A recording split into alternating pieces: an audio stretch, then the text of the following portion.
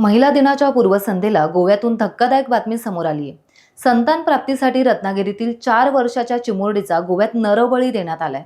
फोंडा तालुक्यात उसगाव येथे घडलेल्या या भयंकर प्रकाराने संपूर्ण गोव्यात संतापाची लाट पसरली आहे।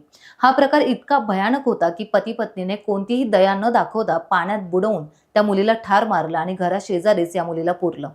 दृश्यम स्टाईलने झालेल्या या खून प्रकरणाने सर्वत्र आता खळबळ उडाली आहे। कसा लागला या खुनाचा छडा जाणून घेऊयात। मूळच्या मिरज येथील पप्पू आलाट आणि पूजा आलाट या दाम्पत्याने हा भयानक प्रकार केलाय। गोव्यात स्थायिक झालेल्या या दाम्पत्याला 20 वर्ष मुलबाळ होत नव्हतं आणि मग त्याने गोव्यातील एका भक्ताचा सल्ला घेतला आणि नरबळी देण्याचा प्लॅन आखला। या दाम्पत्याच्या घराशेजारीच अमेरा ही 4 वर्षाची मुलगी राहत होती। गोव्याला ती तिच्या आजीकडे बहिणीसोबत राहत होती। तिच्या आईचे सासर कोकणातील रत्नागिरी शहरात आहे।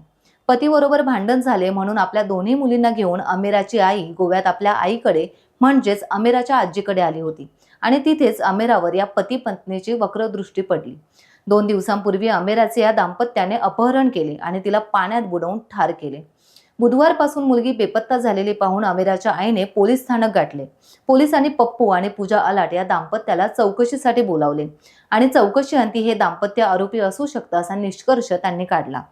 त्यांच्या घराशेजारी पोलीस फौजफाटा दाखल झाला आणि त्या पती पत्नीने ज्या ठिकाणी अमेराला पुरले होते ती जागा त्यांना दिसली। हा मृतदेह घेऊन पोलीस रुग्णालयात गेले।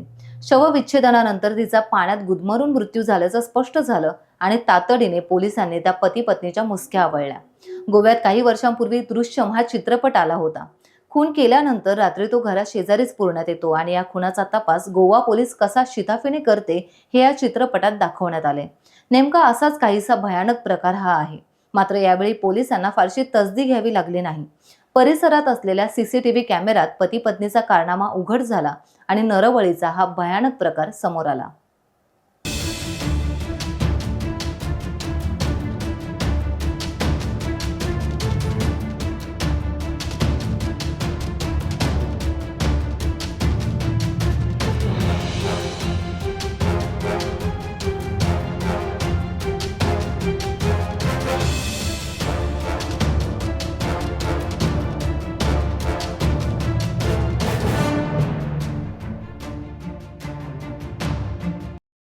टाइम्स डिजिटलला लाईक करा, शेअर करा, सबस्क्राईब करा आणि बेल आयकॉन दाबायला विसरू नका।